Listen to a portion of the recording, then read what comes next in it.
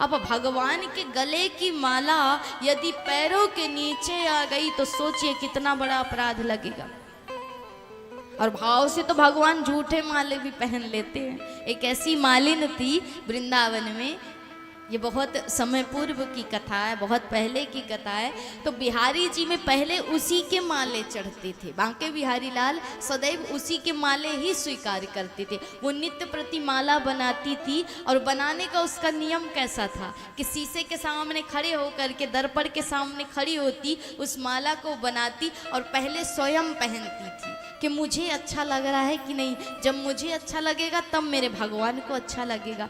तो नित्य प्रति का उसका नियम था कि वो माला बनाती और पहले खुद पहनती, फिर भगवान के मंदिर में जाता और बिहारी जी पहनते।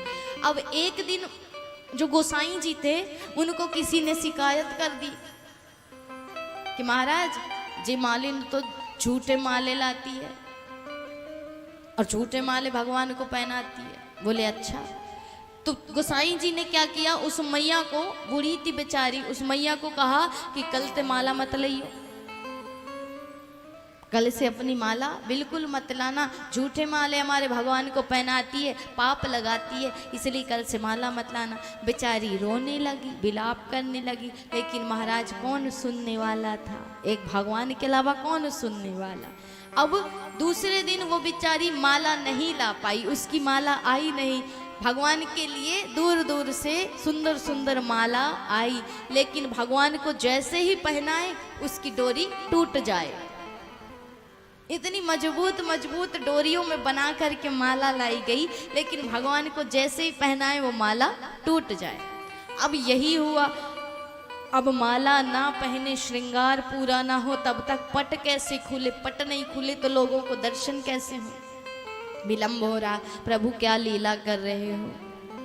तब गोसाई जी के मन में विचार आया, भगवान ने मन से बात कही कि गोसाई जी, जिस मैया को तुमने भगाया है ना, जिसकी माला लाने से तुमने मना किया, मैं तो उसी की माला पहन करके श्रृंगार पूरा करूंगा और उसी की माला ही धारण करके मैं सबको दर्शन दूंगा।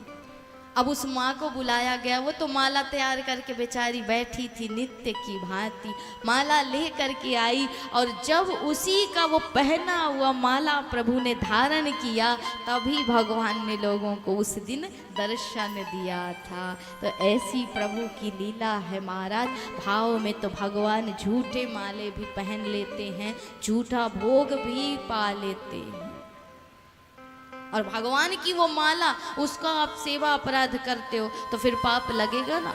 इसलिए भगवान को काल्पनिक ना मान के वास्तविक मान करके कोई भी वस्तु उन पर जो चढ़ जाए उसे कभी अपने पैरों के नीचे मत आने दीजिए।